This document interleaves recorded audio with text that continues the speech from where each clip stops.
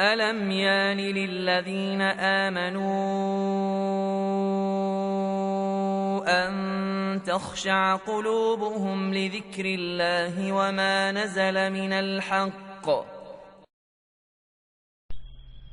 السؤال: ما حكم صلاة مكشوف العاتقين؟ وما حكم الصلاة بالفانيلة؟ الحمد لله رب العالمين، والصلاة والسلام على من أرسله الله رحمة للعالمين، وعلى آله وصحبه وإخوانه إلى الدين. أما بعد، فإذا ما جعل المصلي شيئا من الثياب على عاتقيه وهو ما بين المنكبين إلى أصل العنق، فإن صلاته تصح بخلاف ما إذا صلى مكشوف القسم الأعلى من بدنه من غير أن يضع على عاتقيه شيئا، فإنه منهي عنه لقوله صلى الله عليه وآله وسلم: لا يصلين أحدكم في الثوب الواحد ليس على عاتقيه منه شيء. ويوضحه حديث بريدة رضي الله عنه: نهى رسول الله صلى الله عليه وآله وسلم أن يصلي الرجل في سراويله وليس عليه رداء. فظاهر النهي في هذه الأحاديث تفيد بطلان صلاة القادر على الفعل بتركه لها، وهو مذهب أحمد في رواية عنه، وإن كان الجمهور حملها على الكراهة التنزيهية لقوله صلى الله عليه وآله وسلم: أو لكلكم ثوبان.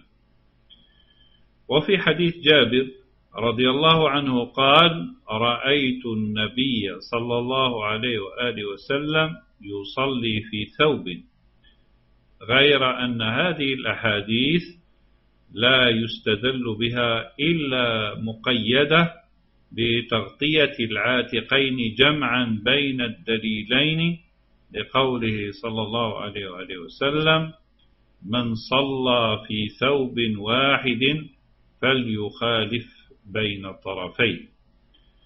وفي حديث عمر بن أبي سلمة رضي الله عنه أن النبي صلى الله عليه وآله وسلم صلى في ثوب واحد قد خالف بين طرفين.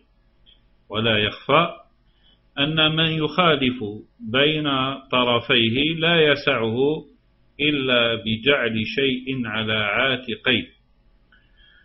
ولما كان المذكور في السؤال من الثياب يغطي القسم الأعلى من بدن المصلي وعلى عاتقيه منه شيء، فإن صلاته صحيحة جائزة إن شاء الله تعالى.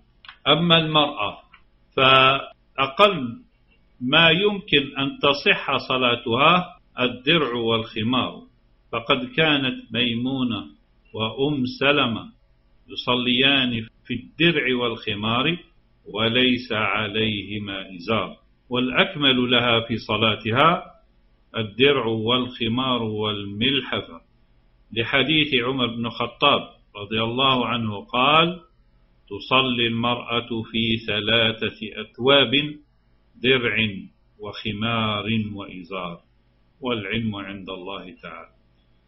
وآخر دعوانا أن الحمد لله رب العالمين، وصلى الله على نبينا محمد وعلى آله وصحبه وإخوانه إلى يوم الدين، وسلم تسليما.